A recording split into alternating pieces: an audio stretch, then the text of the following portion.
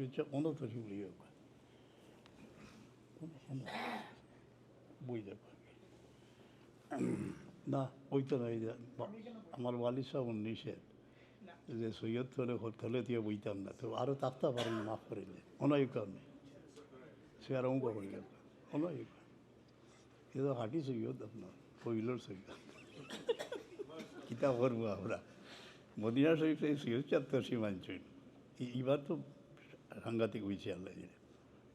আমি খালি এক টানে আশাইবার লাগে এক দোয়া করি আল্লাহ আমার হেফাজত করো আরবিতে বুঝলে আপনি